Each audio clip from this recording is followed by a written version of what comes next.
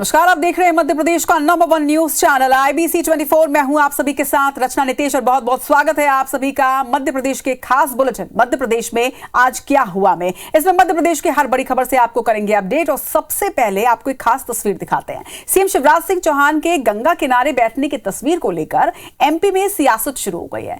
PCC chief Kamal Nath ने x post पर BJP की खिंचाई की है। कमलनाथ ने एक्स पोस्ट में यह लिखा है कि गंगा जल पर GST लगाने वाले आध्यात्मिक भ्रष्टाचार करते हैं। उधर कमलनाथ के एक्स पोस्ट पर अब कांग्रेस के विधायक PC कहा है कि सीएम शिवराज सिंह चौहान गंगा जी के किनारे पश्चाताप कर रहे हैं, लेकिन इनके पाप धुलने वाले नहीं हैं। आपको यह भी जानकारी दे दें कि उत्तराखंड दौरे के दौरान सीएम शिवराज सिंह चौहान ने ऋषिकेश में गंगा किनारे बैठने का वीडियो सोशल मीडिया पर शेयर किया था। वो गंगा के किनारे बैठकर डायरी में कुछ लिख रहे थे, जो तस्वीर इस वक्त आपके सामने है। गंगा जल पर 18% GST लगाया, इसलिए वहाँ बैठ के पश्चाताप कर रहे हैं। वो मुझसे गलत हो गया। तो माँ नर्मदा और माँ गंगा इनको माफ़ करने वाली नहीं है, इसीलिए इनकी हालत खस्ता है। मध्य प्रदेश में विधानसभा चुनाव की आचार संहिता लगते ही सोशल मीडिया पर बीजेपी और कांग्रेस के बीच वार पलटवार काफी तेज हो गया। सोशल मीडिया प्लेटफॉर्म X पर विद कांग्रेस नाम के एक अकाउंट से मंगलवार को एक पोस्ट किया गया, जिसमें यह लिखा था कि मामा का श्राद्ध। इस ट्वीट पर सीएम शिवराज सिंह चौहान के बेटे कार्तिकेय के साथ मंत्री ज्योतिरादित्य सिंधिया ने भी कांग्रेस पर हमला किया। सिंधिया ने X पर लिखा है कि कांग्रेस भ्रष्ट और अहंकारी राजनीति की राह पर है। कांग्रेस हार देखकर बौखला गई है। उधर कांग्रेस विधायक PC शर्मा कह रहे हैं कि वो ट्विटर हैंडल कांग्रेस का नहीं है और ना ही कांग्रेस की ऐसी कोई विचारधारा है।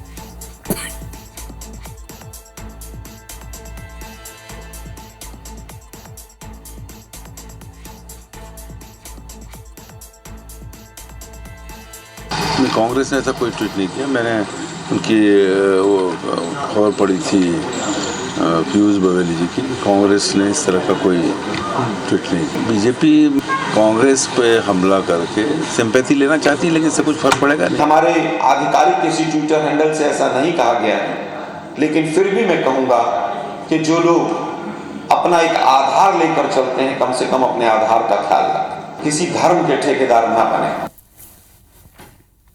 इधर मामा के श्राद्ध के विवादित पोस्ट पर अब PCC चीफ कमलनाथ ने ट्वीट भी किया है। उन्होंने ये लिखा है कि प्रिय शिवराज जी, ईश्वर आपको दीर्घायु दे। मेरी समझ में ये नहीं आता कि आपको हर चीज के पीछे कांग्रेस पार्टी ही आखिर नजर क्यों आती है। उन्होंने ये भी लिखा है कि कांग्रेस पार्टी की ओर से वैसा कोई ट्वीट किया नहीं गया है जैसा आप जिक्र कर रहे हैं। अगर आपको ये वाकई लगता है कि आपके खिलाफ किसी ने ट्वीट किया है तो आप उसके खिलाफ कानूनी कार्रवाई करिए।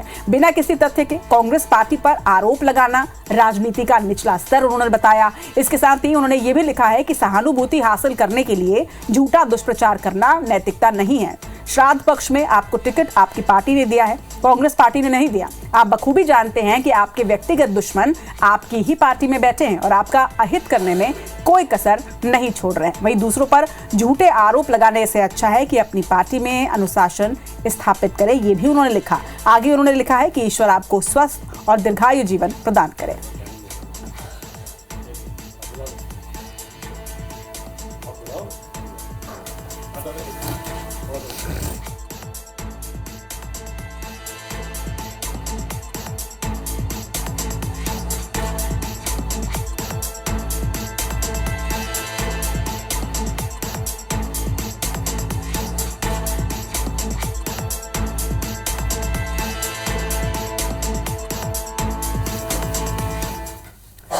इधर केंद्रीय मंत्री फग्गन सिंह कुलस्ते ने बड़ा बयान दिया है, वो भी आपको बताते हैं। उन्होंने कहा है कि हम मध्य प्रदेश, राजस्थान और छत्तीसगढ़ में सरकार बनाएंगे। साथ ही उनका यह भी कहना है कि मिजोरम और तेलंगाना में मिलीजुली सरकार बनाई जाएगी। बीजेपी ने निवास विधानसभा सीट से फग्गन सिंह कुलस्ते को चुनाव मैदान में उतारा है और अब उनका यह बयान काफी चर्चा में है।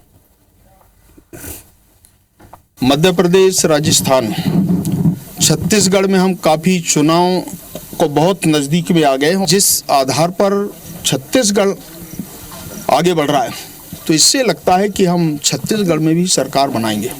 मिजोरम के अंदर भी हमारी ज़्यादा संख्या नहीं है, परंतु वहाँ भी हम मिलजुल करके सरकार बनाएंगे। कांग्रेस के राष्ट्रीय महासचिव प्रियंका गांधी वाड्रा कल मंडला पहुंचेंगे। सुबह 11 बजे मंडला पहुंचेंगे वो और चौगान स्थित आदिवासियों के धार्मिक देव स्थान चौगान की मड़िया में जाकर पूजा अर्चना भी करने वाली हैं। इसके बाद रामनगर के किले में वो ध्वजारोहण करेंगे, जिसके बाद नर्मदा पूजन और उसके बाद एक जनसभा को यहां वो संबोधित करने वाली है। सभा स्थल पर तैयारियों को अंतिम रूप दिया जा रहा है। वहीं प्रियंका गांधी के साथ देश और प्रदेश के दिग्गज नेताओं के साथ ही पूर्व सीएम कमलनाथ भी यहां पर मौजूद रहेंगे। आपको बता दें कि कांग्रेस के प्रदेश प्रभारी संजय कपूर प्रियंका के दौरे और सभा को उन्होंने ऐतिहासिक बताया। 25 सितंबर को हुए गुर्जर समाज के प्रदर्शन तो आपको याद ही होगा। ग्वालियर में गुर्जर समाज के प्रदर्शन के दौरान जमकर उत्पात हुआ था, जो सभी ने देखा, जिसके बाद पुलिस ने 700 से ज्यादा लोगों के खिलाफ एफआईआर दर्ज की थी और जिन लोगों के खिलाफ एफआईआर दर्ज हुई उनमें समाज के सांसद और विधायक भी शामिल थे। हिंसा के आरोपियों के खिलाफ दर्ज एफआईआर को रद्द करने की मांग को लेकर अब गुर्जर समाज एक बार फिर से आंदोलन करने जा रहा है। गुर्जर समाज ने एफआईआर रद्द करने की मांग को लेकर 12 अक्टूबर को यानी कि कल आंदोलन करने का ऐलान किया है।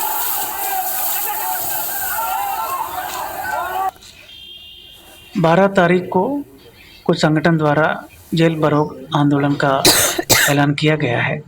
मध्य प्रदेश में चुनाव के डेट की घोषणा की गई और साथ ही आचार संहिता भी लागू है, जिसके अंतर्गत बिना अनुमति का किसी प्रकार का जुलूस, रैली, सभाएं, इस प्रकार की चीज़ें कानूनन नहीं कर सकते हैं। मैं सभी से अनुरोध करूंगा कि कानून को रेस्पेक्ट करें और शांति व्यवस्था बनी रहे। इजराइल में फंसी टीकमगढ़ की बेटी स्वाति सरोटिया के लिए उनके पिता ने एक मार्मिक अपील की है। आपको बता दें कि साल 2020 में पढ़ाई के लिए स्वाति इजराइल गई थी।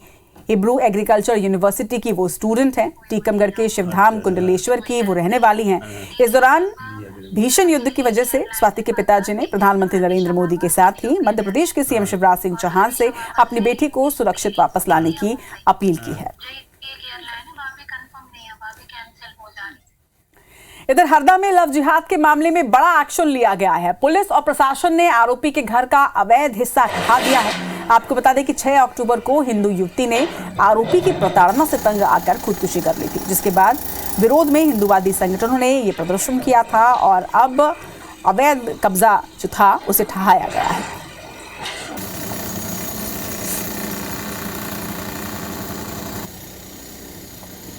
और अब खबर बुरहानपुर से, जहां पर गांजा तस्कर पर पुलिस ने बड़ा एक्शन लिया है। शाहपुर थाना क्षेत्र का यह मामला बताया जा रहा है, जहां पर 230 किलो गांजे के साथ एक आरोपी को गिरफ्तार किया गया है। जब्त गांजे की कीमत 15 लाख रुपए आंकी जा रही है। वहीं आरोपी, आपको ये भी जानकारी दे दें कि आरोपी अपने खेत में ही गांजे की खेती करता था और फिर उसकी तस्करी करता था, जिसे अब पुलिस ने गिरफ्तार कर लिया है। साथ ही गांजे की बड़ी खेप भी यहां से जब्त की गई है। 230 किलो गांजे के साथ आरोपी की गिरफ्तारी पुलिस ने कर ली है।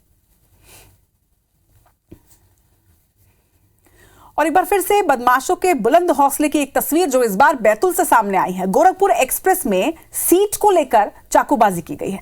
बदमाशों की चाकूबाजी में 3 लोग गंभीर रूप से घायल बताए जा रहे हैं, जिन्हें बैतूल जिला अस्पताल में भर्ती कराया गया है, जहां इस वक्त उनका इलाज चल रहा है।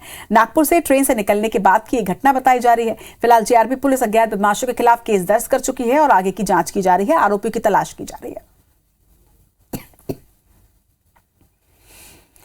और अब हादसे की कुछ तस्वीरें सामने आई हैं। रीवा में 2 अलग अलग जगहों पर हादसे हुए हैं, जिसमें 3 लोगों की दर्दनाक मौत हो गई है। अगराल में खड़े ट्रक से एक मिनी ट्रक टकरा गया, जहां मौके पर 2 लोगों की मौत हो गई, तो वहीं कलवारी में डंपर ने बाइक सवार को टक्कर मार दी और इसमें बाइक सवार की मौत हुई है। दोनों घटना गढ़ा थाना क्षेत्र की बताई जा रही है, जहां रफ्तार का कहर देखने को मिला है। दर्दनाक सड़क हादसे में 3 लोगों की मौत हुई है। IBC 24 दर्शकों से अपील करता है कि गाड़ी एक नियंत्रित स्पीड में ही चलाएं, क्योंकि कई बार उसके गंभीर परिणाम सामने आते हैं। का नंबर दिख नहीं रहा है। खबर में बढ़ते हैं आगे। इंदौर से एक खबर आपको बता दें, जहां पर दुष्कर्म पीड़ित बच्ची को अब अस्पताल से डिस्चार्ज कर दिया गया है। उज्जैन रेपकांड से जुड़ा ये खबर है। बच्ची का MTH हॉस्पिटल में 15 दिनों से इलाज चल रहा था। अस्पताल प्रबंधन ने अब बच्ची को उज्जैन पुलिस के हाथों सौंप दिया है और बच्ची पूरी तरह से स्वस्थ बताई जा रही है।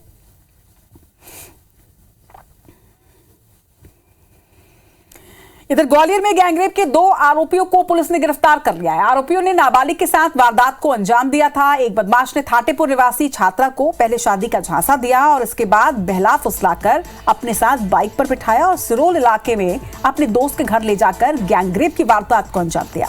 जब छात्रा ने आरोपी से शादी करने के लिए कहा तो वो मुकर गया, जिसके बाद आरोपियों के खिलाफ पुलिस ने शिकायत दर्ज करवाई है। फिलहाल पुलिस दोनों आरोपियों को गिरफ्तार कर चुकी है।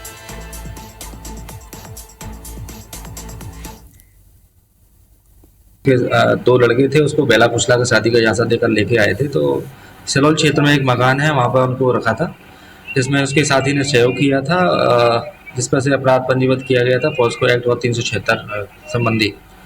वरिष्ठ अधिकारियों को निर्देशन में लगातार महिला संबंधी अपराधों में गिरफ्तारी के प्रयास के निर्देश दिए जा रहे थे, जिसके संबंध में इन दोनों आरोपियों को कल गिरफ्तार करके जेल पेश किया गया। इधर इंदौर में एक 25 वर्षीय महिला ने अपने कोरियोग्राफर पति के खिलाफ एसडीएम से शिकायत की है। क्यों की है ये भी आपको खबर से बताते हैं।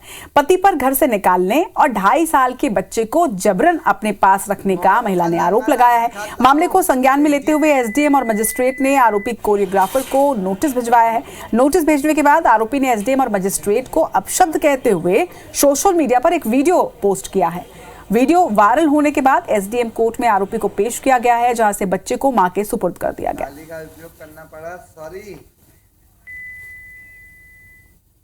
ये शहर इंदौर का मामला है। इसके अंतर्गत इंदौर निवासी युवती का उसके पति, जो कि एक कोरियोग्राफर डांसर है, जो हवा बंगला क्षेत्र से रहता है, इनसे आपस में झगड़ा हो गया था और पति के द्वारा दहेज की मांग की जा रही थी और पैसे की पूर्ति नहीं करने पर पति ने अपने 2.5 वर्षीय बच्चे को पीड़िता से छीन के अपने पास रख लिया था और बोला था कि इसको मैं अपने निसंतान दंपतियों को बेच दूंगा या अन्य राज्य में ले जाके बेच दूंगा। इस प्रकार की घटना हमको पीड़िता के द्वारा बताई गई थी, जिसके बाद में हमने बच्चों को लेने के लिए श्रीमान एसडीएम महोदय इंदौर जून इंदौर के समक्ष घनश्याम धनगर जी के समक्ष एक याचिका प्रस्तुत करी थी।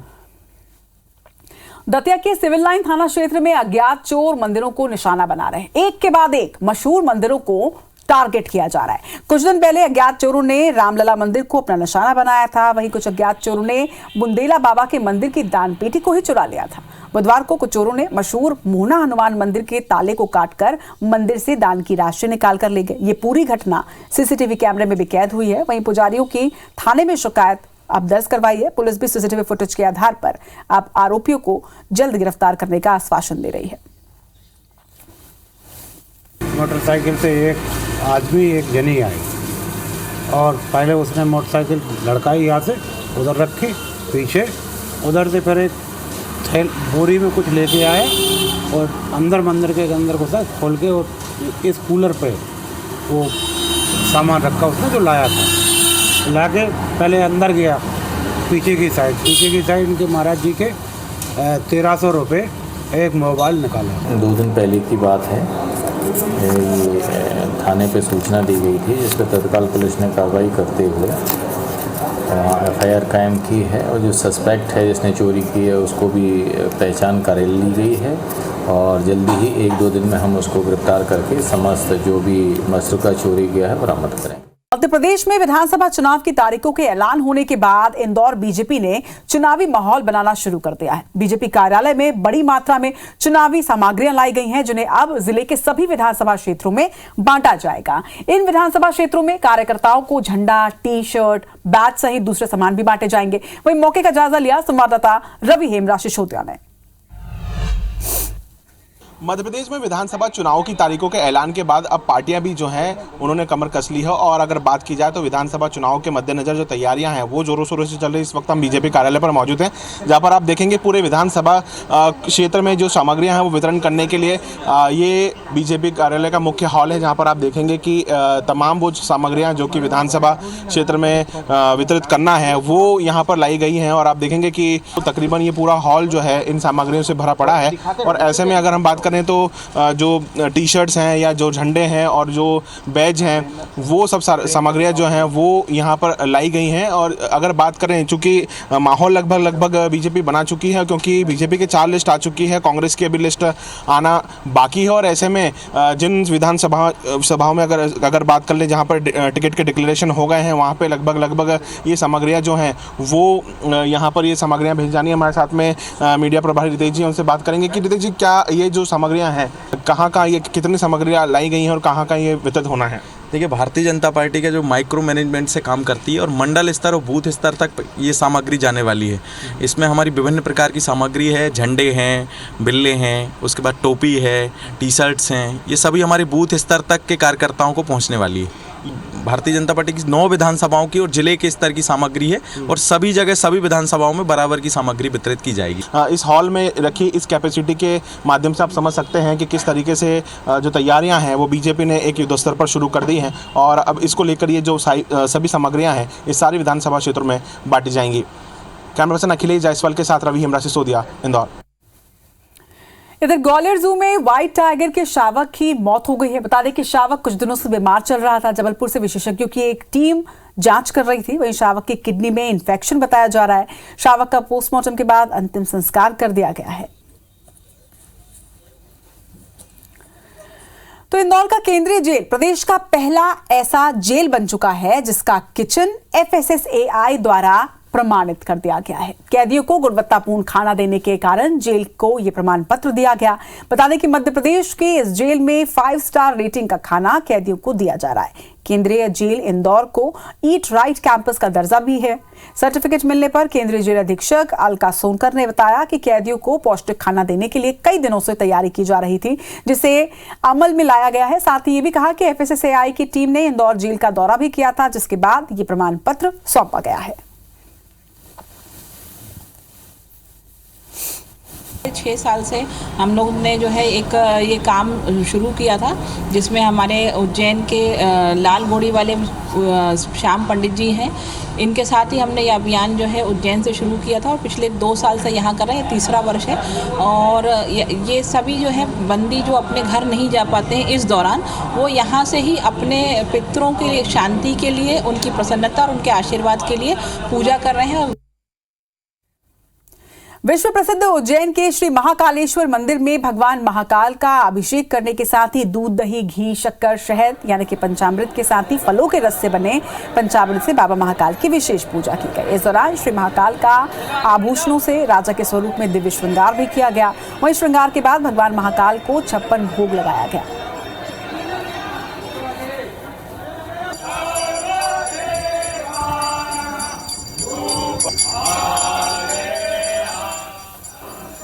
भोग लगाया है महाकाल बाबा को, वो एक भक्त के द्वारा लगाया और वो जो भक्त है उसका कोई मनोरथ पूर्ण भगवान महाकाल ने किया होगा, उस मनोरथ पूर्ण होने के एवज में भगवान को आज 56 भोग लगाए। बस आरती। जय श्री महाकाल। तो बाबा महाकाल का दिव्य श्रृंगार किया गया। आपको बता दें कि राजा स्वरूप में विशेष श्रृंगार करने के साथ ही 56 भोग उन्हें लगाया गया और बाबा महाकाल को अर्पित किया गया। हजारों की संख्या में इस वक्त यहाँ पर श्रद्धालु मौजूद थे। पंचामृत से महाकाल का अभिषेक किया गया। विशेष पंचामृत यहाँ पर बनाया गया था।